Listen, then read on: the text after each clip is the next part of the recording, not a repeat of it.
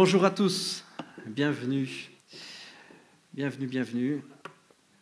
Très heureux encore une fois d'être avec vous, d'être ensemble là. Et, on a passé un moment extraordinaire dans la louange, n'est-ce pas? C'est bon, c'est vraiment très très très bon de passer du temps à louer Dieu, à déverser son cœur. Waouh! Merci à l'équipe de louange, merci à tous ceux qui participent et qui se donnent du mal pour cela. Vraiment, on a de la chance, on est bénis et on a de la chance. Alléluia. On commence une nouvelle thématique. Je vous avais promis qu'on commencerait une nouvelle thématique. Thématique que j'ai intitulée « Mon cœur est ta maison ». Je sentais vraiment comme une direction du Saint-Esprit ces dernières semaines, il y a déjà plus d'un mois. Je recevais vraiment comme une direction du Saint-Esprit qu'il fallait entamer une nouvelle thématique et parler d'une autre manière et de nouvelles choses. Avec cette idée que notre cœur est l'endroit où Dieu habite par son Saint-Esprit. Ça, c'est une réalité, ce n'est pas moi qui l'invente, je ne le tire pas de mon petit doigt. La Bible nous apprend, les Écritures nous apprennent que Dieu vient vivre dans notre cœur par son Saint-Esprit. C'est une réalité. Et ce qui est sûr, c'est que dans chaque maison, il y a plusieurs pièces. Il y a des pièces différentes. Et j'avais sur le cœur, je recevais vraiment comme une direction de Dieu, on peut avoir, dans sa vie chrétienne, accepté Jésus dans le hall d'entrée. Et c'est tout. Vous voyez ce que je veux dire?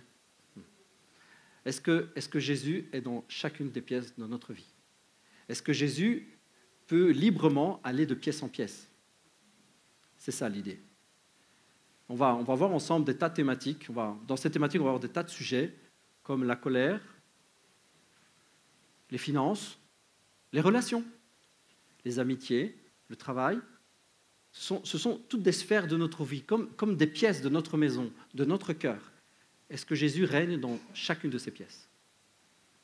L'idée, ne vous inquiétez pas, j'espère que vous commencez à nous connaître. L'idée, ce n'est pas de faire une liste des choses qu'on peut et des choses qu'on ne peut pas faire.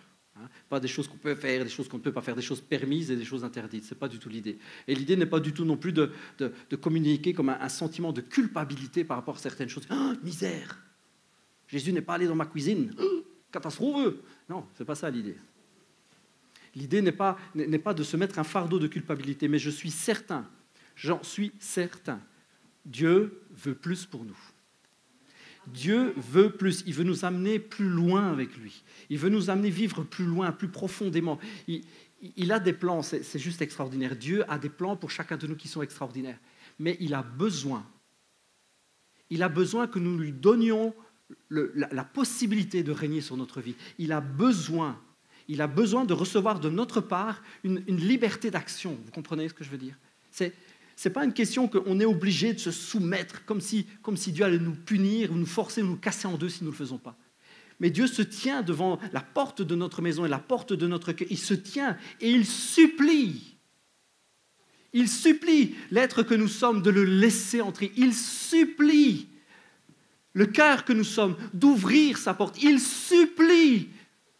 Il pleure, il verse des larmes en disant « Je veux habiter chez toi. » Mais je veux pouvoir habiter dans chacune des pièces de ta maison. Je voudrais tellement t'emmener plus loin. Je voudrais que tu vives des plénitudes de joie, de bonheur. Il y a des choses que je veux changer en toi. C'est une réalité. C'est une réalité, je vous assure. Il y a du boulot avec moi, mais Dieu le fait. Dieu le fait, il le fait chaque jour. Et chaque jour, je me mets devant lui. Change-moi. Est-ce qu'il y a encore des zones dans mon cœur où tu ne règnes pas? Est-ce qu'il y a encore des endroits dans mon cœur, dans ma tête? Est-ce qu'il y a encore des parties de mon caractère sur lesquelles tu ne règnes pas? Et je vous assure, bingo, cette semaine, j'en ai encore une belle preuve. Je suis désolé, ma chérie, je vais devoir le dire. Non, c'est moi. C'était la Saint-Valentin cette semaine. Moi, j'ai zappé ça. C'est moche. Ouais, je vous le dis, je suis franc, j'ai zappé. Je voulais le faire. J'ai zappé. Et comme ma femme me l'a fait un peu remarquer, je me suis même fâché. Vous vous rendez compte? On se prend des claques, c'est comme ça. Pas par ma femme, on se comprend. Parce que je viens de me rendre compte en le disant. Je me suis pris une claque. Je me dis, t'as encore Tu es encore aussi nul, aussi pas gentil avec ta femme. Je me suis emballé cette semaine encore sur mon épouse. Je me suis fait un peu fâché sur elle, sur une petite chose, sur une autre. Et je me suis rendu compte, alors que je préparais ce message, et oui, papa, il y a encore des zones dans mon cœur. Il y a encore des sphères dans mon cœur, encore des zones, il y a des zones dans ma vie, il y a encore des zones dans mon caractère, des sphères, des champs, il y a encore des parcelles, il y a des pièces où tu ne règnes pas vraiment encore. Vous savez ce qui compte? C'est de se tenir devant la porte de cette pièce et de crier à Jésus. Je t'en supplie, viens. Je vais ouvrir grand la porte. Ah, ça c'est la porte des relations du couple. Je veux que tu règnes dans mon couple. Alors je veux t'ouvrir grand la porte, vas-y, rentre. Ah, parfois il rentre dans une pièce en bazar, ça je vous l'avoue, parfois il y a vraiment du nettoyage à faire. Mais si on le laisse faire, comprenez que ce n'est pas une question de culpabilité, ce n'est pas une question de « Ah, on va encore être obligé de faire ci, de faire ça ». Ah, ça veut dire que si on veut être heureux, si on veut que Dieu nous bénisse, on est obligé de mériter en faisant ceci ou cela. Non. Si vous partez avec cette mentalité, vous savez quoi? Zappez cette série. Vous zappez la série. Zappez parce que vous n'allez rien perdre. Et vous n'allez rien gagner non plus. Zappez. Placez-vous plutôt dans cette mentalité. Je veux qu'il règne en moi. Je veux aller plus loin avec lui. Et c'est extraordinaire, vraiment. La Bible nous invite à vivre plus, à plus avancer avec Jésus, à plus avancer avec lui, à ce qu'il vive en nous pleinement, jour après jour, un peu plus, avec des zones de notre cœur qu'il nous fait découvrir et que nous lui abandonnons. Ce n'est pas une question de contrainte, d'obligation, d'interdiction, c'est juste une question de volonté personnelle. Je veux qu'il règne en moi, vous comprenez? Je veux qu'il me change. Je veux toujours plus lui ressembler. C'est une question d'amour. Je suis fou d'amour. Je suis fou de lui. Je veux juste lui ressembler.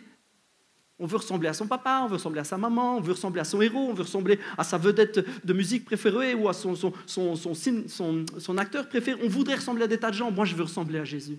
Vous êtes OK avec ça? Je veux lui ressembler. Oh, je veux juste que quand on me regarde, à la limite, c'est même plus moi qu'on voit, c'est Jésus vivre en moi. Ce que je veux, c'est qu'au fond de mes yeux, quand les gens regardent, ils voient Jésus. Ils voient Jésus. Et il y a une parabole extraordinaire. Jésus nous parle, et il parle à ses disciples, il nous parle en même temps. Cette parabole se trouve dans l'évangile de Matthieu, au chapitre 22. Je vous la lis rapidement. Matthieu, chapitre 22. Jésus leur parla de nouveau moyen de parabole. Il leur dit: il en est du royaume des cieux comme d'un roi qui célèbre les noces de son fils. Il envoie ses serviteurs convier les invités aux noces, mais ceux-ci refusent de venir. Alors, il envoie d'autres serviteurs pour insister de sa part auprès des invités. Dieu insiste. Portez-leur ce message. J'ai préparé mon banquet, j'ai fait tuer mes jeunes taureaux, mes plus belles bêtes. Tout est prêt, venez donc aux noces. Mais les invités restent indifférents et s'en vont. L'un à son champ, l'un à ses affaires. Les autres s'emparent des serviteurs, les maltraitent et les tuent. Alors le roi se met en colère. Il envoie ses troupes exterminer ses assassins, mettre le feu à leur ville. Ensuite, il dit à ses serviteurs: le repas des noces est prêt. Mais les invités n'en étaient pas dignes. Il faut croire. Allez donc au carrefour des chemins, invitez au festin tous ceux que vous trouverez. Alors les serviteurs s'en vont par les routes et rassemblent tous ceux qu'ils rencontrent, méchants et bons, de sorte que la salle des noces se remplit de monde. Le roi entre pour voir l'assistance. Il aperçoit là un homme qui n'a pas d'habit de fête, pas d'habit de noces. Mon ami, comment as-tu pu entrer ici sans être habillé comme il convient pour un mariage? L'autre ne trouve rien à répondre. Alors le roi dit au serviteur: prenez-le, jetez-le, pieds et poings liés, dans les ténèbres du dehors, où il y a des pleurs et d'amers regrets. Car beaucoup sont invités, mais ceux qui sont élus sont peu nombreux. Ça peut faire peur. Hein. J'espère que vous n'avez pas peur en lisant ça. Ça peut dire: oh punaise. On retrouve trois catégories de personnes, trois catégories d'invités dans ce récit. On voit simplement ceux qui refusent, ceux qui n'en ont rien à faire, n'ont pas envie. On voit une certaine catégorie de personnes qui acceptent, certaines catégories d'invités, mais qui n'ont pas le bon habit. Et puis ceux qui acceptent et qui profitent pleinement de la fête. Alors, qui veut faire partie de celle-là? Moi, je veux faire la fête.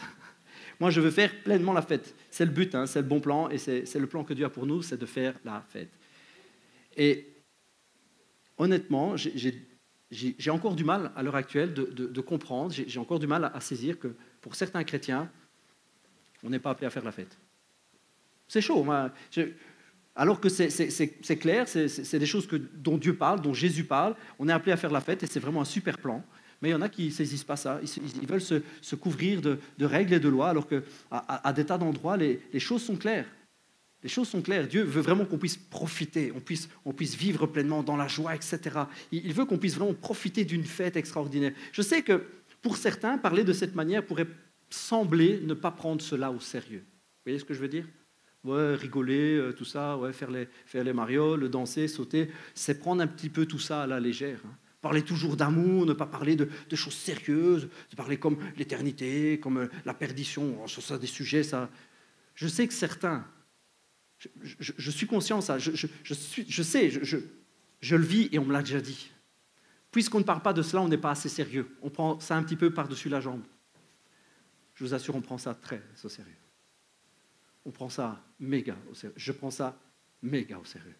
Je me lève le matin, c'est la première chose à laquelle je pense. Le salut de ce monde. Je passe ma journée, c'est à ça que je pense. Je vais me coucher, c'est à ça que je pense. Et la nuit, vous pouvez demander à ma femme. Je dors souvent en pensant, parce que je la réveille souvent et je me réveille souvent. Je me réveille et j'ai l'impression d'avoir pensé toute la nuit et je ne pense qu'à ça. Je prends ça méga au sérieux. Mais puisque Jésus me dit qu'on va faire la fête, je ne vois pas pourquoi je me priverais, mince. On peut prendre ça au sérieux, on peut y penser tout le temps et appliquer toute son attention et se réjouir, non?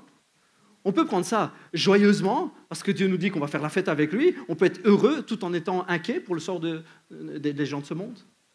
On ne doit pas se balader avec une mine jusque par terre, avoir tout le temps un air sévère, ne jamais crier, ne jamais chanter, ne jamais danser. On n'a pas besoin de ça pour s'inquiéter des gens de ce monde. Vous êtes d'accord avec moi? J'ai l'impression d'être tout seul sur le coup, là. Non.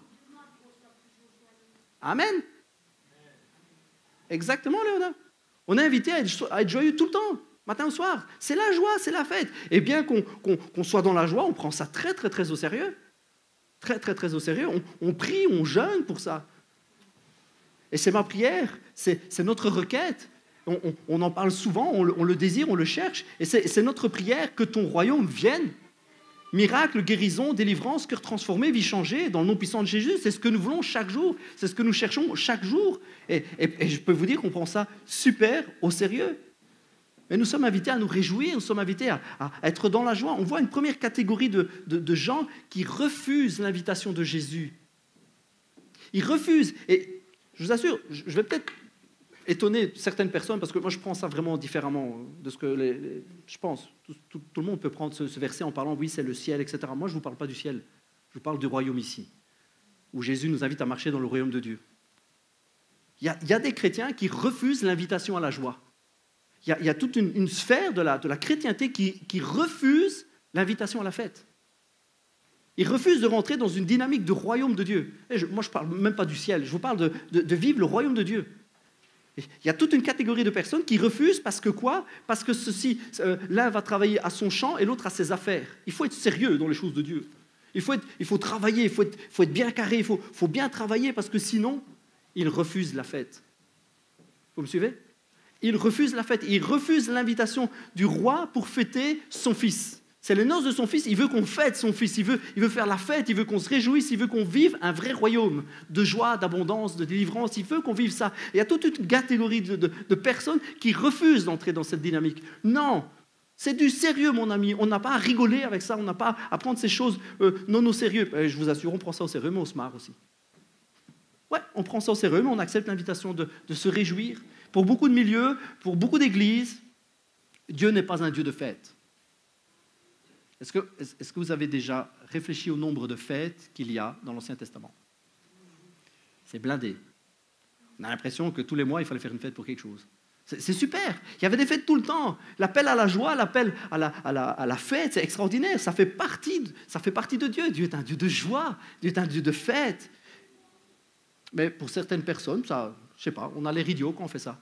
On a l'air idiot si on veut rire, sauter, danser. On a l'air idiot si on n'a pas l'air de s'occuper avec les sourcils froncés comme ça, des choses en disant oui, non mais vous vous rendez compte, c'est grave, les choses de Dieu, c'est sérieux. Alors, si on ne fait pas ça, on a l'air idiot. Nous, on saute de joie, on danse. Et vous savez quoi? Je veux bien être idiot. Je ne vous l'oblige pas, mais vous pouvez dire à la personne qui est à côté de vous, je veux bien être idiot aussi. Mais je ne vous l'oblige pas. Ça, franchement, vous n'êtes pas obligé. Mais moi, pour être joyeux, pour me réjouir, je veux bien passer pour un idiot. C'est pas grave. Je veux bien. Sur ce coup-là, vous n'étiez pas obligé. Première catégorie de personnes, ils refusent la fête. C'est plus important de travailler, d'être à ses affaires bien sérieuses, à son champ et à ses affaires. C'est bien plus important que d'accepter une invitation à la joie et au royaume. Ok les gars, si ce n'est pas votre truc, ce n'est pas votre truc.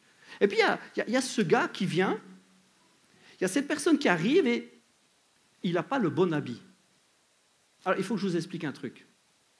Parce que, vous l'avez lu comme moi, ce sont des gens que les serviteurs du roi sont allés chercher dans les rues, etc. pour dire, il est chaud quand même là le roi, c'est pas sympa. Les gens dans la rue, ils n'ont pas toujours les moyens de se payer des beaux habits. Alors il faut que je vous explique comment ça se passait à l'époque. Le roi qui invitait fournissait à l'entrée de la fête un habit pour chaque personne.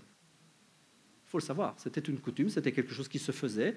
Le roi, ou la personnalité, ou l'hôte, celui qui recevait, celui qui invitait, fournissait à chacune des personnes qui venaient un habit. Ils avaient des vestiaires à l'entrée et chaque personne recevait un habit identique.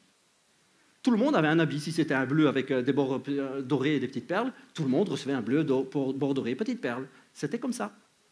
Alors pourquoi le pélo il n'a pas voulu prendre l'habit? Pourquoi il n'a pas voulu l'habit? La couleur ne lui plaisait pas, c'était trop cintré, c'était trop large, manche trop courte, ça lui faisait un gros ventre. Qu'est-ce que j'en sais? Il n'a pas voulu. Le but, c'était que quand l'hôte arrivait, il voyait tous ses invités avec un bel habit. Personne plus haut, personne plus bas, tout le monde avait un bel habit. Sauf lui, évidemment, il avait un habit différent. Comme ça, il pouvait reconnaître les gens, c'était ses invités, ils avaient un bel habit, tout le monde était bien habillé, tout le monde était présentable, et tout le monde était selon ses goûts à lui. C'est lui qui avait fourni l'habit, c'est lui qui avait envie. Il dit, moi, j'ai envie de bleu, j'invite tout le monde, c'est mes invités, tout le monde met du bleu, tout le monde mettait une belle robe bleue, un bel habit bleu qu'on recevait. Et puis le roi ou l'hôte descendait, voyait ses convives, il était super heureux, il les voyait tous bien habillés, il n'y avait personne qui était moche, tout le monde avait un super habit, celui que lui, il avait choisi, il trouvait ça génial, il passait une super soirée. Et donc, le roi, dans ce cas-ci, est complètement estomaqué. Il est sur le derrière parce qu'il regarde et puis il dit, il y a un gars dans le tas, ils ont tous la bonne tenue, il y a un gars dans le tas qui ne l'a pas. Alors il lui dit, mais t'as fait comment pour rentrer? Parce qu'en fait, c'est à l'entrée qu'on donne les vêtements. T'as fait comment pour passer? Le gars, il est passé en stummeling, je ne sais pas moi, il a payé quelqu'un, il est passé par les... Vous savez, comme dans les films d'espionnage, il a mis vite un habit de serveur, il est passé vite, j'y prends le plat, et puis il a pris les gros gigots d'agneau, il a passé comme ça, je ne sais pas. Il a cru que c'était payant, il n'aimait pas l'habit à l'entrée. Je ne sais pas comment il s'est débrouillé, mais il s'est retrouvé dans la fête. Et il n'avait pas l'habit que le roi voulait qu'il ait. Il n'avait pas l'habit que le roi désirait pour lui. Et il y a pour toute une catégorie de personnes, de croyants, je ne vous parle pas du ciel, mais pour rentrer dans cette vie de joie, cette fête du royaume, pour vivre les miracles, vivre une plénitude, etc., ils n'ont pas envie de faire à sa mode à lui. Vous voyez ce que je veux dire? Ils n'ont pas envie de mettre son habit à lui. Mais j'ai envie de mettre mon jeans à moi. Ouais, lui, il a dit jeans noir, moi j'aime bien le jeans bleu, ben voilà, je mets mon jeans bleu et je m'en fous. Ce n'est pas une question de règle, ce n'est pas une question d'obligation, c'est une question de cœur. L'invité là, c'est juste retrouver un endroit, il n'avait pas envie d'être comme les autres. Il n'avait pas envie d'être comme le roi. Pourquoi tu viens alors? Pourquoi tu prends l'invitation si tu n'as pas envie d'être comme il est? Il y a toute une catégorie de personnes qui ouais, le royaume, oui, les guérisons et tout ça, mais à ma manière, comme moi je pense. Et on voit que ça ne passe pas, le courant ne passe pas entre le roi et le gars, le courant ne passe pas. Et il y a un tas de chrétiens qui mènent une vie triste, monotone, qui voudraient accéder à cette joie, qui voudraient accéder à ce royaume, ils voudraient pouvoir vivre des choses extraordinaires, et ça ne marche pas. Ce n'est pas une question de il faut se mettre en règle, je ne parle pas de ça, je parle juste d'un élan de cœur. Ils ont envie, mais ils ne veulent pas s'abandonner. Vous voyez ce que je veux dire? Ils ne veulent pas s'abandonner. Ils ne veulent pas abandonner leur cœur à son cœur. Ça, c'est ceux qui disent, oui, tu rentres dans le hall d'entrée, mais tu ne verras pas les autres pièces de ma baraque. Tu peux rentrer dans le hall d'entrée de mon cœur, mais tu n'iras pas voir les autres pièces. Parce que tu sais quoi? C'est privé. Tu fais comme tu veux, tu restes à l'entrée, tu retires tes pompes, mais tu ne vas pas dans les autres pièces. Il y a quelque chose qu'on loupe quand on fait ça. On loupe la fête. On loupe la fête. Et puis évidemment, il y a cette catégorie de personnes qui acceptent l'invitation avec joie et qui, alors qu'ils arrivent à l'entrée, reçoivent cet habit, ils disent, ok, c'est normal, on est invité, on fera à sa manière. Ah, il aime bien cette robe-là, je la mets, si ça lui fait plaisir. Moi, ce que je veux, c'est, je veux le remercier pour son invitation. C'est tellement fun d'être invité par une personnalité si riche. Je sais qu'on va faire un repas extraordinaire. Tout le monde ici est heureux, un beau sourire. Et voilà, c'est juste extra. Je suis tellement bien d'être là, je suis tellement heureux d'être là que ouais, j'accepte volontiers cette invitation. Et oui, je ferai à sa manière. Bien sûr, ça me fait tellement plaisir qu'il soit heureux. Il y a toute une catégorie de personnes. Et dans le monde chrétien, je prie pour que de plus en plus et de plus en plus encore, nos cœurs soient comme cela. Que dans ce monde chrétien, nous voulions recevoir cette invitation, accepter cette invitation, marcher dans le miraculeux, marcher dans le royaume de Dieu, marcher dans les guérisons, marcher dans la victoire, marcher dans tout ce que Dieu a prévu pour tout ce festin qu'il a prêt pour nous. C'est déjà sur la table, c'est déjà préparé, c'est chaud, il n'y a plus qu'à servir. Venez manger, venez profiter de la fête, venez danser, venez chanter, venez courir, venez sauter, venez crier, venez. Je prie pour que de plus en plus on accepte ça et qu'on dise, oui, surtout toi, dis-moi comment. J'accepterai le vêtement que tu me donneras. J'accepterai ta volonté à mon égard. J'accepterai ce que tu voudras me dire. J'accepterai et je viendrai à toi. L'idée, ce n'est pas d'avoir peur. L'idée, ce n'est pas d'avoir l'idée que du coup, on doit être bien présentable, on doit être bien nickel, parce que sinon, Dieu ne nous recevra pas, ou Dieu ne nous bénira pas, ou on ne pourra pas vivre le royaume si on n'est pas nickel. Ce n'est pas ça l'idée. Les amis, l'idée, ce n'est pas on va se taper une thématique où on va nous dire ce qu'on peut, ce qu'on ne peut pas faire. Non, l'idée, c'est d'être là et dire, est-ce que je veux ou pas m'abandonner à lui et qu'il me dise sa volonté pour moi? Est-ce que je veux me laisser imprégner par lui? Est-ce que je veux qu'il vienne à moi, que je m'avance vers lui et qu'il vienne à moi? Est-ce que je veux me laisser m'habiller par lui? Est-ce que je veux laisser simplement qu'il puisse travailler mon propre caractère? Est-ce que j'ai cet élan de cœur à dire, oui, je veux de toi, mais fais-le à ta manière. Fais-le comme toi tu le veux, fais-le comme toi tu le penses. Oui, ton habit, ta coupe, ta couleur et le modèle que tu veux, je m'en fous. Tout ce que je veux, c'est que tu sois heureux. Je veux que tu sois heureux de me voir et je veux te ressembler plus, encore plus et encore plus. Je te veux toi. L'idée c'est, est-ce que nous avons ce cœur-là? Parce que si ce que je vous dis vous fait peur en disant « ouais, mais ça va être dur, il va falloir faire des efforts », alors entendez bien ceci. Dieu ne nous fait pas peur. Si ce que je vous dis vous fait peur, alors peut-être je m'exprime mal, je vous demande pardon. Ou peut-être vous le recevez dans un état d'esprit qui vous fait ressentir une peur alors qu'il n'y a pas lieu d'en avoir. Gardez bien ceci à votre cœur, Dieu est bon. Il est parfaitement bon, éternellement bon. Il a toujours été, il le sera toujours. Il est bon, c'est sa nature. Et si, quand on prend un verset, quand on prend une portion de texte dans la Bible, si quand on prend ça produit dans notre cœur peur et culpabilité, c'est une mauvaise compréhension que nous avons du verset. La parole, l'esprit ne nous parle pas en nous faisant peur. Ce n'est pas possible. L'esprit, quand il nous parle, Dieu, quand il nous parle, il nous donne la joie. Et quand bien même si parfois on se rend compte qu'il y a du travail à faire sur notre vie, ce n'est pas de la culpabilité qu'on va sentir. C'est un désir puissant de changer. C'est ça que produit l'Esprit de Dieu en nous. Ce n'est pas qu'il vient nous écraser de culpabilité, il nous montre la possibilité d'être différent. Comprenez l'idée. L'Esprit ne vient pas en nous disant « regarde ta faute, regarde, c'est pas bien ». Il ne vient même pas avec ça. Il vient avec une possibilité d'être différent. Il dit « regarde ce que je veux faire de toi ». Comprenez que c'est complètement l'inverse. Dans le monde chrétien, souvent on vient en disant « tu vois tes erreurs ? Mets ton nez dans ton caca. Tu vois là? Ah ben c'est bien, hein, c'est du joli. Hein, et tu te dis chrétien en plus. » Ça, c'est pas le Saint-Esprit. Le Saint-Esprit vient et dit, tu sais quoi? Viens l'ami, viens frangin. Regarde les projets que j'ai avec toi. Et là, nous, c'est vrai, on a parfois un petit « je ne suis pas sûr de pouvoir faire... » Hey, no stress. On va le faire ensemble. Mais les standards que tu demandes, t'inquiète pas. Mais tu sais, je suis comme si... Ça, c'est oublié. Le grand patron, il a fait un paquet avec tes erreurs. La Bible nous dit qu'il les a balancées dans la mer, mais tout au fond. Et il a oublié même le souvenir qu'il en avait. Voilà ce que nous dit la Bible.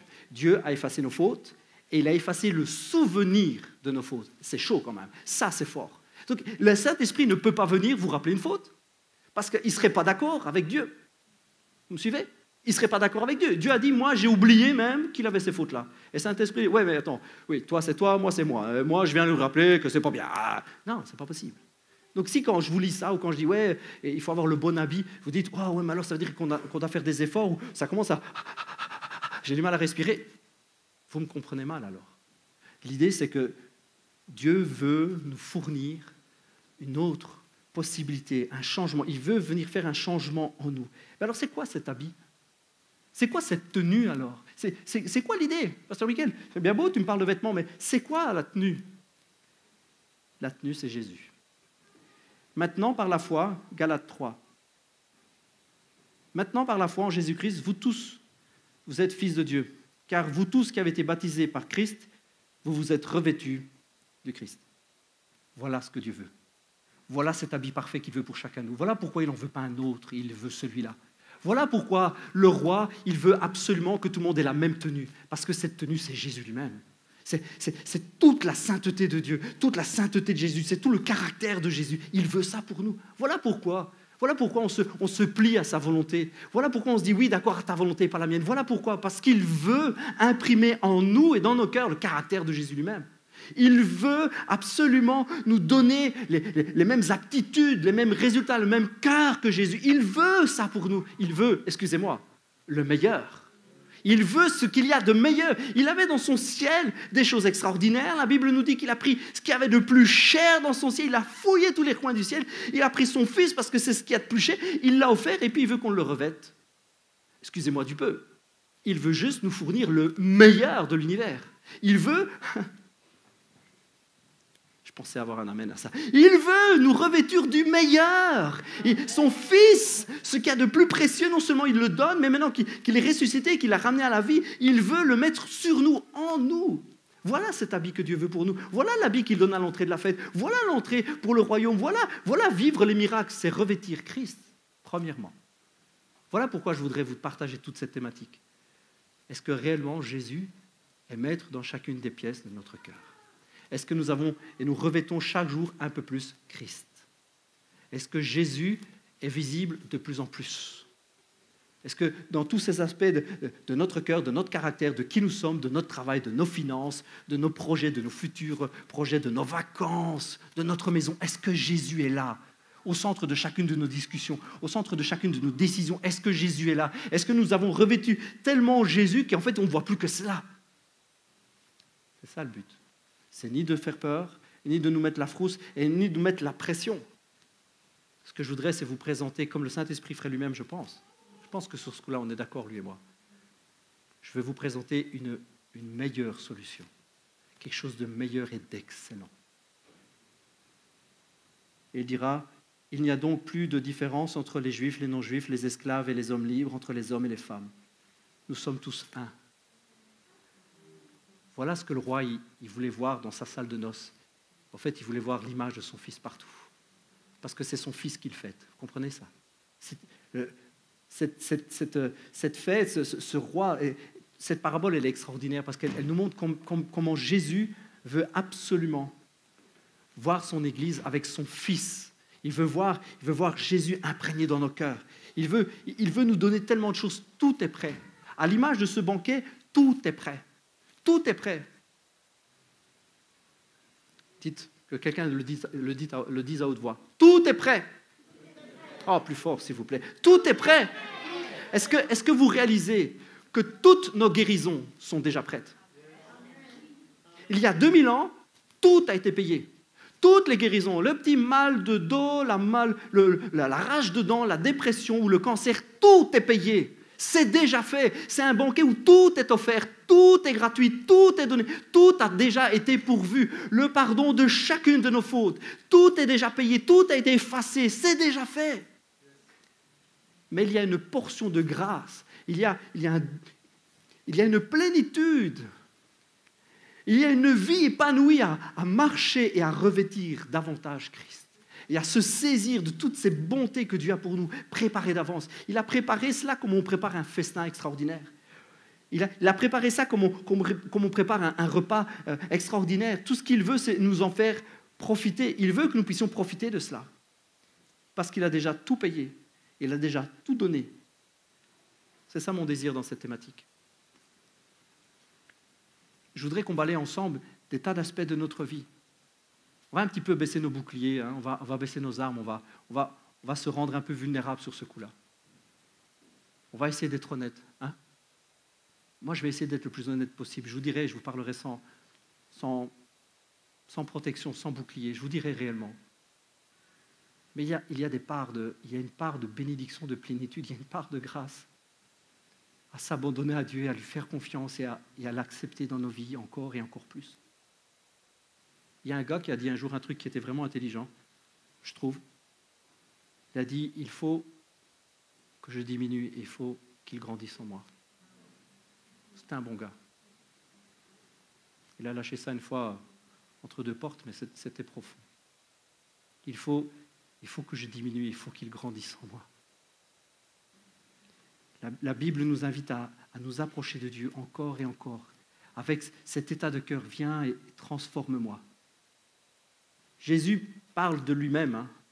Il parle de lui-même et il dit, je me tiens à la porte du cœur et je frappe. Si quelqu'un m'ouvre, je rentre. Et on a l'impression que ça s'arrête là. Mais il rentre et puis il veut passer du temps. Il veut changer l'atmosphère complète de la maison. Il veut changer chacune des pièces. Même la cave, oui, même la cave. Même le grenier, oui. J'ose le dire, même les toilettes. Oui. Parce qu'il y a vraiment des coins où il y a beaucoup de dans nos cœurs, n'est-ce pas? Il y a des coins où il y a vraiment des trucs pas beaux, pas propres. Hein. Mais Dieu veut les changer. Il ne va pas venir en disant « Oh, ça pue, c'est sale ». Il va venir en disant « J'ai une solution à chacun de tes problèmes. J'ai une solution prête, j'ai quelque chose pour toi. Est-ce que tu veux de moi? Est-ce que tu veux de moi? Est-ce que tu veux de moi dans les recoins et les recoins et les recoins de ta maison? Est-ce que tu veux de moi? Est-ce que tu veux que je règne en toi? Est-ce que tu veux que je puisse faire des choses encore plus grandes avec toi? » On ne va pas parler de mérite, on va parler de volonté de cœur. Et ma prière dans les semaines qui vont suivre, c'est que nos cœurs soient ouverts à l'action du Saint-Esprit. Voici ce que dit la Bible par rapport à l'action du Saint-Esprit. Elle dit que le Saint-Esprit est celui qui nous convainc de justice, de péché et de jugement. Or, dit comme ça fait un peu... Mais il y a l'explication juste après. De justice parce que tout a été donné. Jésus a été donné. De jugement parce que le monde est déjà jugé. Sans Jésus, on est jugé. Et de péché parce que tout a été payé. Voilà ce que dit la Bible. Elle n'est pas en train de nous mettre un fardeau de culpabilité, elle est en train de dire, quand le Saint-Esprit vient, il va nous convaincre. Et ma prière pour les semaines à venir, c'est que le Saint-Esprit vienne nous convaincre. Vienne nous convaincre et dit, tu vois, ça, c'est la solution pour toi. Je veux te changer. Tu vois, Miguel, t'emballer sur ta femme parce que tu fais un petit reproche, ça, je veux changer. J'ai une solution pour toi. C'est te rendre plus aimant avec ta femme. Te rendre meilleur. Ah, tu voudrais que ta femme change. Change le loup d'abord. Tu voudrais qu'elle change? Change toi-même. J'y arrive pas. Pas de stress. On va le faire à deux. Je vais le faire pour toi. Je vais te changer. Je vais te changer. Je vais t'emmener plus loin. Ah, tu vois, il y a encore ça et ça et ça, ça. Je pense que je n'y arriverai jamais. Mon propre cœur me condamne. Si ton cœur te condamne, Dieu ne te condamne pas. Mais tu vois, il y a encore des choses que je fais. C'est déjà oublié. Ouais, mais je suis seulement en train de les faire. C'est déjà payé. Est-ce que nous voulons aller plus loin avec Dieu?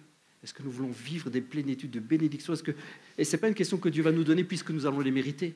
Mais on va juste avancer, se saisir de toutes ces grâces, de tous c'est comme un bon repas, on va aller, on va faire la file devant le buffet, et on va se dire, waouh, il y a tellement de bonnes choses préparées, waouh, en plus j'aime bien ça, waouh, des pêches au thon, c'est super bon, waouh, il y a ça, il y a ça, il y a ça. Et vous savez, comme dans les buffets, ouais, jambon de Parme avec du melon, c'est bon, et puis on va passer, et puis oh, il y a même du chaud, il y a des pâtes et tout ça, oh, c'est génial, quel buffet garni. Et on va passer, on va ensemble faire tout un bout de chemin en se disant, toutes ces bonnes choses que Dieu a préparées d'avance pour nous. Est-ce qu'on va faire partie de ces chrétiens qui disent je vais refuser l'invitation à la fête, ou est-ce que nous voulons fêter dignement? Est-ce que nous voulons fêter dignement le Fils? Est-ce que vous voulez prier avec moi quelques instants?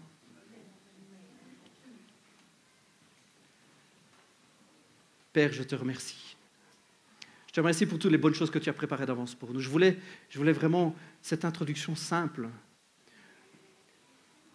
Je veux que tu prépares nos cœurs. Saint-Esprit, je veux que tu prépares nos cœurs. Tu es celui qui nous convainc de tout cela, tu nous convaincs de toutes ces bonnes choses, tu nous convaincs de cette justice que tu as préparée d'avance pour nous, tu nous convaincs de toutes ces erreurs qui sont oubliées, tu nous prépares, je te prie vraiment de préparer nos cœurs pour tous ces messages qui vont arriver. Je te prie vraiment, vraiment, Saint-Esprit, de conduire tout cela. Nous voulons avancer avec toi, nous voulons vivre le royaume pleinement, profiter de la fête. Nous voulons briller de ta lumière.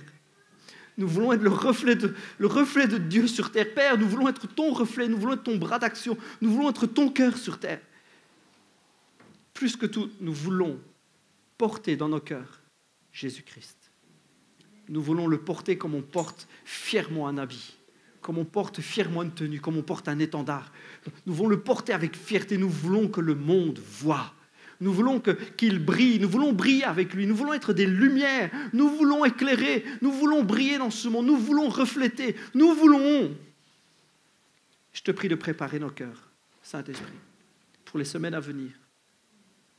Parce que je crois vraiment que le meilleur est devant. Alléluia. Le meilleur est devant. Nous te remercions, Père. Te rendons gloire. Et dans le beau nom de Jésus, nous te disons merci. Amen. Alléluia.